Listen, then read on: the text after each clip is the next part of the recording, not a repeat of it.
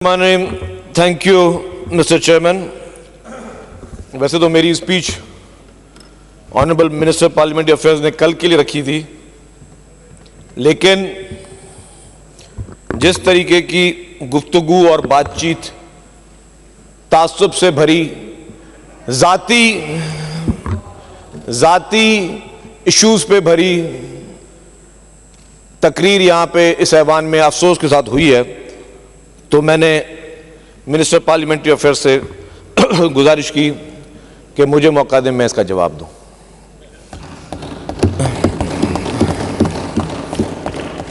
Mister chairman, मुझे बड़ा अफसोस हुआ, अगर मेरे फाजिल दोस्त कि अगर कोई ज़ाती इशूज अपनी जमात में है तो उसका नज़ला यहां ना गिराते, क्योंकि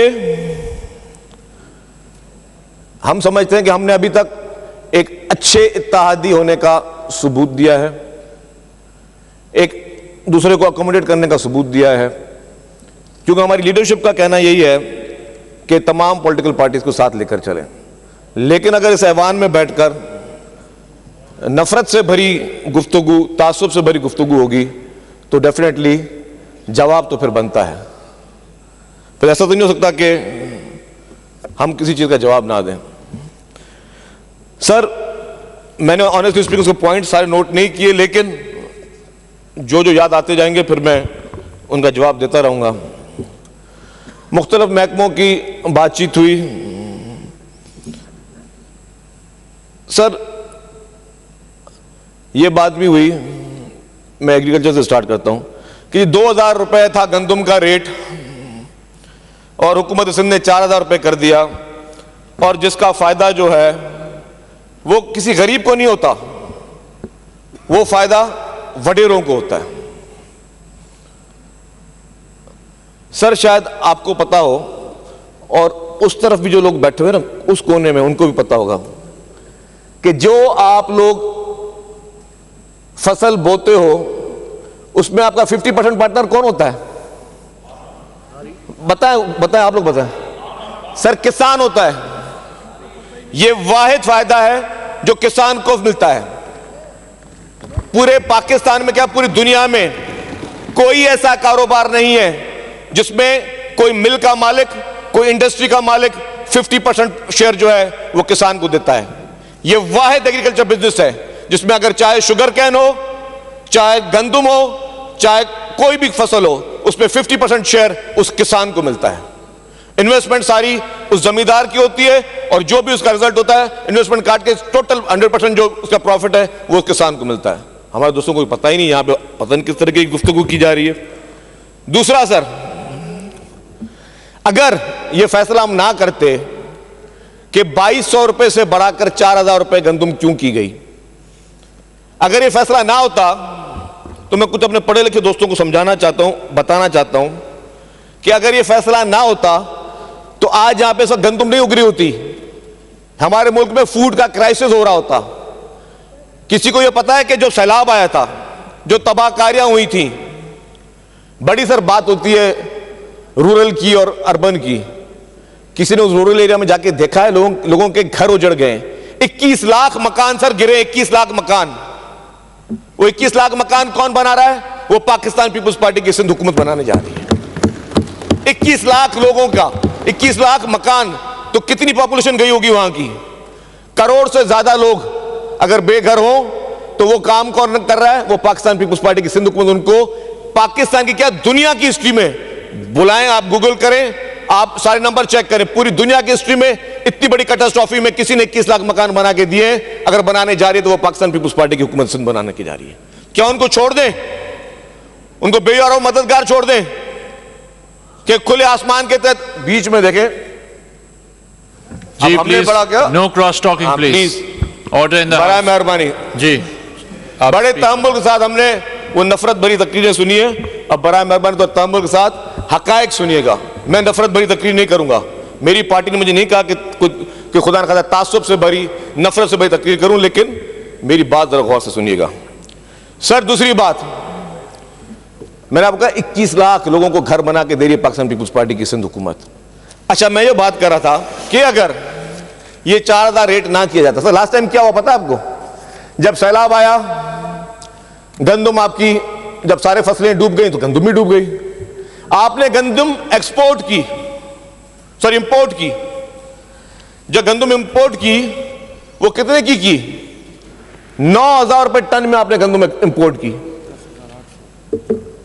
9,000 में शुरू हुई, फिर जो पास्को के जरिए मंगाई गई 10,800 रुपए में, और वो 14,000 रुपए तक गई है। मुझे बताएं कि आप अपने मुल्क से अच्छी गंदुम, क्योंकि बाहर से जो गंदुम आती है, ये भी मैं दोस्तों को बताता चलूं, उसमें हमेशा लोकल गंदुम मिक्स करके देते हैं, क्योंकि उसकी क्वालिटी इतनी अच्छी नहीं होती है, 70-30 का रेशियो होता है।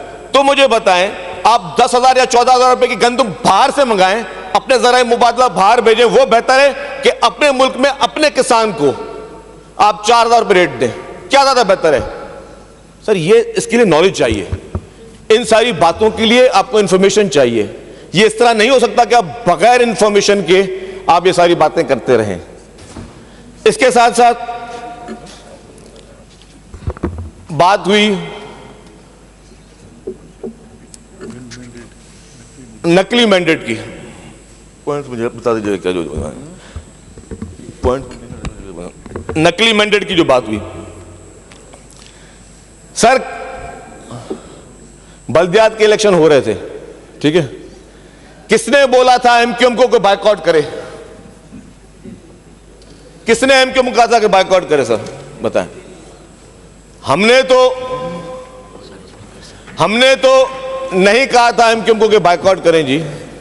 आप इलेक्शन कॉन्टेस्ट करते, आपके लिए दिल भी खुले थे, आपके लिए मैं ज्यादा कोई बात नहीं करूंगा, लेकिन एमक्यूएम ने अपनी मर्जी से बायकॉट किया ना। तो आप आज मैंडेट की बात कर रहे हो, आपने कराची के मेयर की बात कर ली, तो आपको किसने मना किया था इलेक्शन लड़ने से? भाई आप लड़ते ना, आपको किसी ने मना नहीं किया था। मेरे दोस्त ने बात की लॉ एंड ऑर्डर की। क्या कहा जी?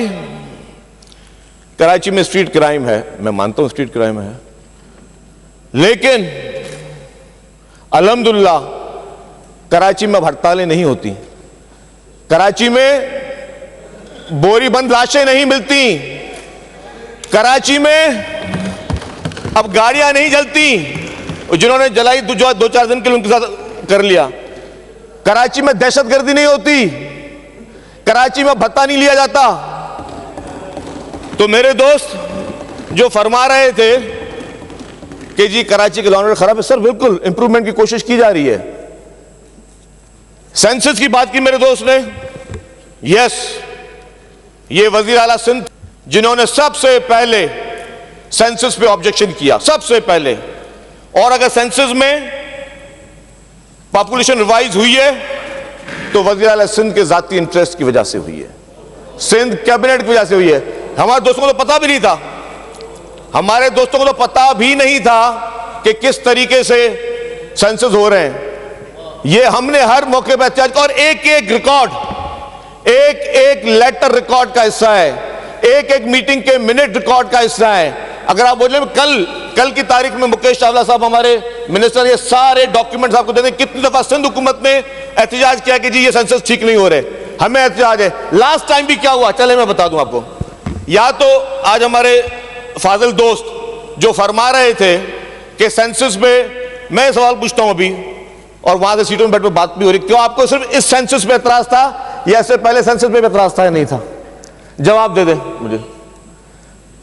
इससे पहले सेंसस हुआ था, उसमें भी सिंध के साथ ज्यादती हुई। पाकिस्तान पीपुल्स पार्टी के चीफ मिनिस्टर, उस वक्त आपके इमरान खान नियाजी प्राइम मिनिस्टर थे, पाकिस्तान पीपुल्स पार्टी के चीफ मिनिस्टर ने जो फेडरल गवर्नमेंट में मीटिंग हुई उसमें डिसेंटिंग नोट दिया कि हम इस सेंसस को नहीं मानते। आपके एमक्यूएम के वजीर जो उस वक्त फेडरल कैबिनेट का हिस्सा थे, उन्होंने साइन कर दिया कि हम सेंसस को मानते हैं। तो किसने कॉम्प्रोमाइज किया, हमने किया या आपने कॉम्प्रोमाइज किया? जवाब दें मुझे। अपनी तकरीर में बोलना, जवाब अपनी बैठ जाओ, तकरीर पे बात करना अपनी, बैठ जाओ। हाँ तो मैं बता रहा हूं, आपकी पार्टी ने, आपकी पॉलिटिकल पार्टी ने उस वक्त कंसेंसस दिया कि हां सेंसस ठीक हुए हैं। हमारी पीपुल्स पार्टी ने कहा कि नहीं, हम सेंसस को नहीं मानते। आपने माना उसको। इन सारे वक्त में आप लोग पावर का हिस्सा थे, आप फेडरल गवर्नमेंट का हिस्सा थे, आप आज भी फेडरल गवर्नमेंट का हिस्सा हैं। मैं यही कहता हूं सर कि लीडरशिप में कंसेंसस होता है। पाकिस्तान पीपुल्स पार्टी के प्रेसिडेंट मोहतरम आसिफ अली ज़रदारी साहब और मोहतरम खालिद मकबूल सिद्दीकी साहब में कंसेंसस था, है और इंशाअल्लाह रहेगा। लेकिन जो सेकंड थर्ड टियर में, अब अगर मेरे जाती इशूज मेरी पॉलिटिकल पार्टी के साथ हैं तो मैं उनको इस असेंबलीज में लाके कोई और सिचुएशन क्रिएट करूं। आई डोंट नो कि मेरे दोस्त किसके कहने पे कर रहे हैं, क्योंकि उन्होंने सवाल ये उठाया। इस तरह से हर चीज का डिटेल में जवाब दे सकता है। ट्रांसपोर्ट में मेरे दोस्त ने बात की, 150 बसेस चल रही हैं। अब कौन जवाब दे 150 बसेस चल रही हैं? या तो मेरे साथ चलें, इनको मैं बसें गिनवाऊं बैठकर कि कितनी बसें कहां चल रही हैं। सर कराची के लिए बजट में, बजट की बात, कराची से पैसे लेके जाते हो, कराची को देते कुछ नहीं हो। अगर कराची के बजट में एक एक कंपोनेंट को देख लें, एक एक कंपोनेंट में जो खर्चा हुआ है, और हमको जता नहीं रहे, कराची हमारा है। ये जो दोस्त ने बात की कि कराची में लोग अफगानिस्तान से आ जाते हैं, खैबर पख्तूनख्वा से आ जाते हैं, पंजाब से, सिंध से आ जाते हैं। वो सिंध से आ जाते हैं, क्या कराची सिंध है? कराची सिंध है। किसी के बाप में मजा ले में आने से रोके। कराची सिंध है, कराची सिंध रहेगा। आप बैठ के यहीं बैठ के, हमें बैठ के आने से सिंध से लोग आ जाते हैं। आप होते कौन हो भाई कि सन ऑफ द सॉइल को बना करो कि आप सिंध से आ जाते हैं? कराची सिंध है, कराची सिंध रहेगा। जिसने ये ख्वाब देखा था, जिसने कोशिश की थी, वो लंदन में लॉक हो गया। दूसरी बात, ट्रांसपोर्ट की बात। सर ट्रांसपोर्ट महकमे में रेड लाइन भी बन रही है अरबों रुपए की। कराची शहर के लिए येलो लाइन भी बन रही है अरबों रुपए की। सर जो शिकायत यहां का हमारे दोस्त करें, ये ताने तो हमें सुनने को मिलते हैं। हमें सुनने को मिलते हैं कि जी कि आपके कॉन्स्टिट्यूएंट्स जो हैं उधर वो स्कीम में नहीं है। जो सहूलियात कराची में, क्या वो सहूलियात सिंध के दीगर अजला में है? नहीं है। मैं मानता हूं नहीं है। जो फैसिलिटीज सिंध के शहरी इलाकों में, वो देही इलाकों में नहीं है, हम मानते हैं। जो बजट की रकम कंपैरिजन कर लें, बैठ जाएं कि जो बजट के रकूमात कराची शहर के लिए मेगा प्रोजेक्ट्स हैं, क्या सिंध के दीगर जिलों के लिए नहीं है? तो सर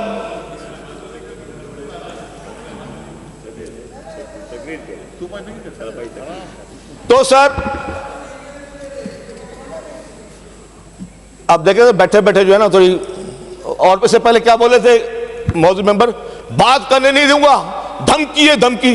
ओ भाई तुम धमकी देने वाले होते कौन हो? तुम्हारी धमकी मानता कौन है? तुम्हें पूछता कौन है? धमकी है। दूसरा सर, दूसरा जो ट्रांसपोर्ट के प्रोजेक्ट में बात कर रहा था सर, अल्हम्दुलिल्लाह कराची पाकिस्तान का वह वाहिद शहर है जिसमें ईवी बसेस शुरू की गई हैं। कराची पाकिस्तान का वाहिद शहर है जिसमें पिंक बसेस शुरू की गई हैं। और इंशाअल्लाह ताला कराची पाकिस्तान का वो वाहिद शहर होगा और पहला शहर होगा जहां पर ईवी टैक्सीज और पिंक टैक्सीज भी शुरू होंगी। ये आपका ट्रांसपोर्ट डिपार्टमेंट आपके लिए करेगा, चाहे किसी को अच्छा लगे, चाहे किसी को अच्छा ना लगे। ये सहूलियात हमने सबके लिए फ्री ऑफ कॉस्ट लगाई हुई हैं कि लोग, यहां के लोग सब्सिडी वाली रकम में बैठ के यहां पे काम करें। 50-50 रुपए में लोग जो है वो 40-40 किलोमीटर, 30-30 किलोमीटर का सफर तय कर रहे हैं। और मैं फिर बोल रहा हूं, ये किसी पे एहसान नहीं, ये हमारा काम है कराची के लोगों की खिदमत करना। K4 के लिए जो काम हो रहा है, जिस स्पीड में हो रहा है, पैसे रखे, सिंध गवर्नमेंट भी रख रही है, फेडरल गवर्नमेंट भी रख रही है। हब के जरिए वो मिनिस्टर लोकल गवर्नमेंट अपनी तकरीर में बताएंगे काम हो रहा है। सर हमारे दोस्तों ने एतराज किया जी कि कराची शहर में हेल्थ की फैसिलिटीज नहीं है। अब सर मैं इससे ज्यादा तो मैं समझता हूं कि कोई और झूठ का पलंदा हो नहीं सकता। पूरे पाकिस्तान भर में अगर सबसे ज्यादा टॉप क्वालिटी की कोई free of cost health service है तो सूबा सिंध में और सिंध के शहर कराची में है। पूरे पाकिस्तान, ओपन चैलेंज। नाम ले दे, मुझे ले दे, लाहौर का नाम ले दे, मुझे इस्लामाबाद का दे दे, मुझे पेशावर का दे दे, मुझे कोयटा का दे दे। कौन सा पाकिस्तान का सूबा है जिसमें अभी तक 25 से ज्यादा NICVDs खुल चुके हैं, जिसमें फ्री ऑफ कॉस्ट स्टंट्स डल रहे हैं, लोगों की एंजियोप्लास्टी, एंजियोग्राफी हो रही है। पूरे पाकिस्तान, मुझे एक जगह बता दें। Infection disease sir, infection disease के हॉस्पिटल कराची में पाकिस्तान की पहली हॉस्पिटल है। Cyber knife sir, cyber knife जो इस वक्त आप दुनिया के किसी भी मुल्क में चले जाएं, अमेरिका में चले जाएं, $60,000-70,000 पर पेशेंट, और यहां पे मुफ्त का इलाज हो रहा है। अरबों रुपए की सब्सिडियां यहां हॉस्पिटल को दी जा रही है, अरबों रुपए की, लेकिन किसी से कोई पैसे नहीं लिए जा रहे, किसी पेशेंट से पैसे नहीं लिए जा रहे। गम्बट हॉस्पिटल सर, वो है खैरपुर में, कायम अली शाह साहब की मेहरबानी से, उस वक्त चीफ मिनिस्टर थे, पाकिस्तान का वाहिद हॉस्पिटल जिसमें free of cost liver, lungs का ट्रांसप्लांट हो रहा है। ये किसमें है? ये आप पीपुल्स पार्टी की सिंध हुकूमत कर रही है। सर हेल्थ में तो मैं कहता हूं ओपन चैलेंज है ना, जिस प्लेटफॉर्म पे बैठ के आपने बात करनी है करें। इंसान की जिंदगी के लिए सबसे ज्यादा इंपॉर्टेंट क्या होता है? इंसान की जिंदगी के लिए सबसे ज्यादा इंपॉर्टेंट उसकी सेहत होती है, उसकी जान होती है, और उसी जान का सबसे ज्यादा अगर ख्याल किसने रखा है तो वो आपकी पाकिस्तान पीपुल्स पार्टी के हुकूमत सिंध ने रखा है। यहां पर नफरत की बातें बहुत लोग करते हैं, लेकिन जोड़ने वाले कम होते हैं। मैं समझता हूं कि पाकिस्तान पीपुल्स पार्टी ने की कामयाबी ये है कि अभी इलेक्शन हुए सर, कराची में, मलीर में पाकिस्तान पीपुल्स पार्टी जीती, मुल्तान में पाकिस्तान पीपुल्स पार्टी जीती, कश्मीर में पाकिस्तान पीपुल्स पार्टी जीती। यह है मुल्क को जोड़ने वाली पार्टियां। और जो पार्टियां नफरत की सियासत करती हैं, जो नफरत को प्रमोट करती हैं, उनका हाल भी देख रहे हैं, वो दिन ब दिन सुकरती जाती हैं। उनके लिए ये हालात भी आ जाते हैं कि इलेक्शन में खड़ी भी नहीं हो सकती हैं। तो सर हम चाहते हैं कि नफरत की सियासत को खत्म किया जाए, जो अमन और भाईचारे की सियासत, जो हमारी लीडरशिप का दर्स है, उसको हम लेकर चलें, सब पार्टी को लेकर चलें। मुझे बड़ा अफसोस हुआ कि यहां पे जो तकरीर की गई सर, ये तो मेरा था उस तकरीर का जवाब। अब मुझे पता मुकेश साहब मुझे सेपरेट तकरीर तो नहीं करने देंगे बजट पे, तो मैं इसी पे ही जो बाकी कुछ पॉइंट से वो मैं ऐड करता चलूं। सर हुकूमत सिंध ने, मैं कहता हूं कि वाकई अभी भी सुनामी की वार्निंग थी। मैं सलाम पेश करता हूं हमारी गवर्नमेंट ऑफ सिंध को, हमारे चीफ मिनिस्टर को, पाकिस्तान पीपुल्स पार्टी की लीडरशिप को, मोहतरम बिलावल भुट्टो ज़रदारी साहब को, जनाब आसिफ अली ज़रदारी साहब को, मोहतरमा फरियाल तालपुर साहबा को। जिस तरीके से सुनामी की वार्निंग आई, पूरी की पूरी लीडरशिप एक MPAs और MNAs के साथ राब्ते में थी। ठट्टा हो, सजावल हो, बदीन हो, कराची के कोस्टल बेल्ट्स हो, हर जगह पे आपके और हमारे इलेक्टेड रिप्रेजेंटेटिव्स वहां पे मौजूद थे। सर आपको पता है कितने लोगों को इवैक्यूएट किया 3 दिनों में? कितने लोगों को? 76,000 लोगों को 3 दिनों में इवैक्यूएट किया है। और अगर खुदा ना खास्ता ना करते तो क्या होता? वो जो देहात हैं, सुनामी नहीं आया लेकिन पानी की हाई टाइड जो अगर से, वो देहात सारे पानी के नीचे हैं। इस वक्त हमें पूरे रिसोर्सेज लगाने पड़ते उनको रेस्क्यू करने में, और इसमें इस पूरे अमल में आपके सिंध गवर्नमेंट, आपकी इंतजामिया, हमारी आर्मी, हमारी रेंजर्स, हमारी नेवी, हमारी कोस्ट गार्ड, सारे इदारे मिलकर उन्होंने इस पूरे रेस्क्यू ऑपरेशन को बनाया है, आगे किया है। लेकिन क्या था सर, ये हुकूमत का विजन था। जाहिर है इसमें करोड़ों रुपए खर्च हुए होंगे। आप 76,000 लोगों को एक जगह से शिफ्ट करके दूसरी जगह ले जाएं, फिर उन रिलीफ कैंपों में खाना पहुंचाना, उन रिलीफ कैंपों में बिस्तरे पहुंचाना, उधर 3 वक्त तक खाना देना, वहां पे मेडिकल की फैसिलिटीज देना। अभी रेस्क्यू 112, 122 की सारी गाड़ियां वहां पे मौजूद है। उसी तरीके से आपके जितनी गवर्नमेंट की मशीनरी सारी अलर्ट है। कराची में, कराची के लिए भी सक्खर से, लाड़काना से, जो भी हमारे डी वाटरिंग पंप से सीएम साहब ने यहां पे मंगवा के रख दिए कराची के लिए। अगर खुदा न खासा यहाँ क्लाउड बस की जो चांसेस हो रहे थे वो हो जाए तो हम उसको लोगों को हम लोग जो है वो सही टाइम पे हम सारी चीजें को ड्रेन कर सके। तो ये गवर्नमेंट ऑफ सिंध सर हमेशा ये इन आजमाइशों ने हमें सिखाया है। जिस तरह मैंने कहा पिछले सैलाब में सर, उससे पहले कोविड में क्या हुआ था, एक मूजी मर्ज पूरी दुनिया को हिला के रख दिया। आज दिन तक पूरी दुनिया कोविड के आफ्टर इफेक्ट से नहीं निकल सकी है। काफी मुल्क बैंक करप्ट हो गए, काफी मुल्कों की इकॉनमी बैठ के जो आज दिन तक नहीं खड़ी हो सकी।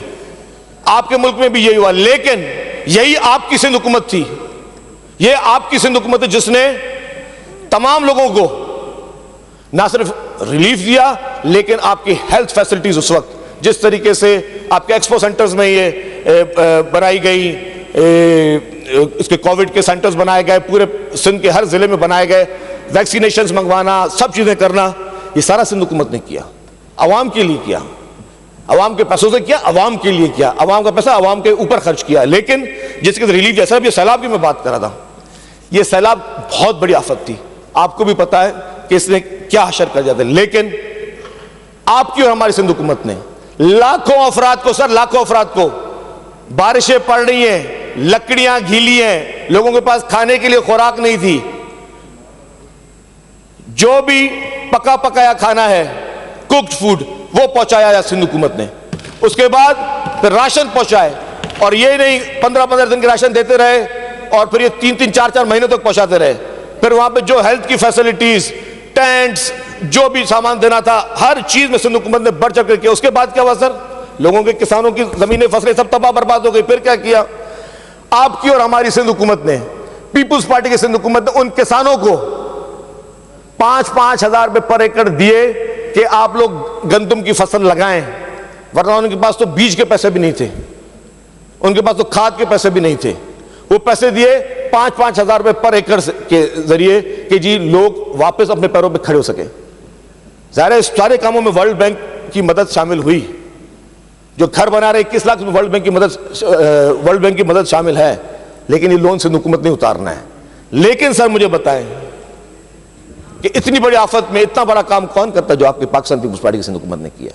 इसके साथ एक शिकायत भी करूंगा मैं, वो मेरी शिकायत और शिकवा वो हमारी वफाकी हुकूमत से के साथ भी है कि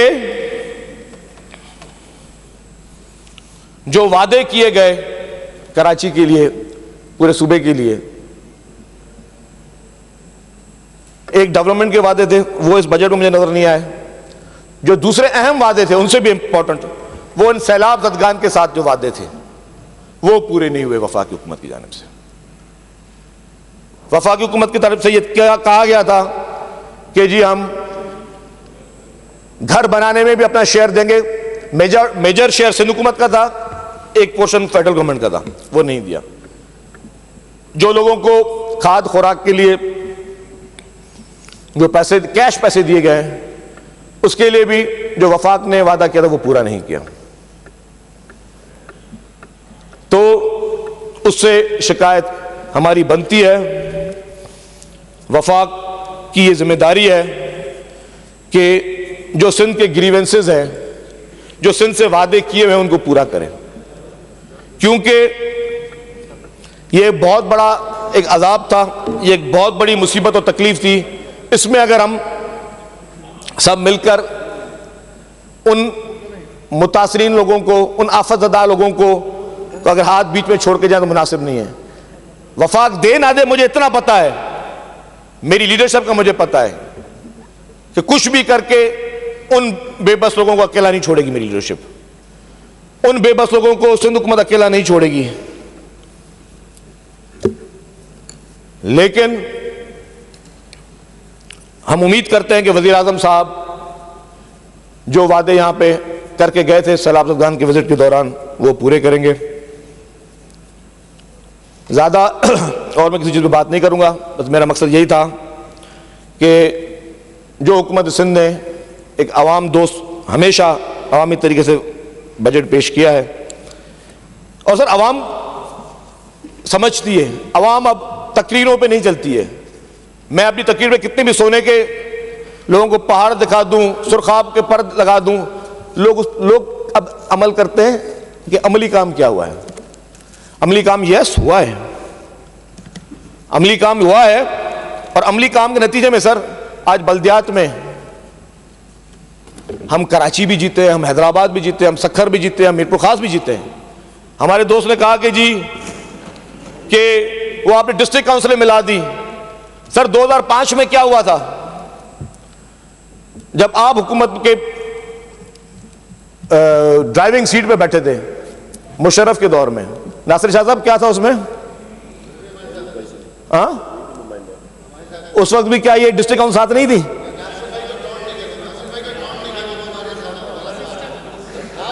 तो सर ये सिस्टम पहले भी उन डिस्ट्रिक्ट काउंसिल के एरियाज में मेयर साहिबान होते थे, अब भी है। मलीर में भी यही था, अब भी है।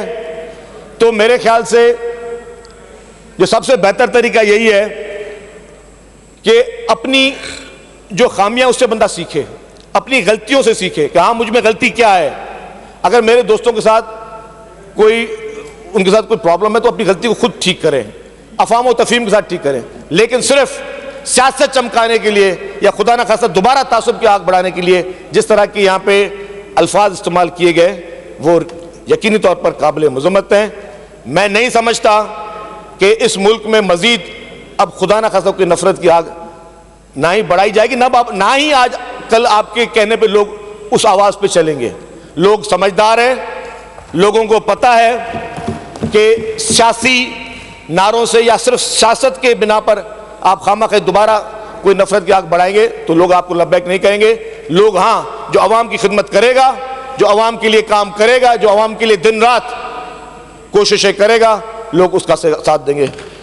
Thank you very much. Pakistan जिंदाबाद।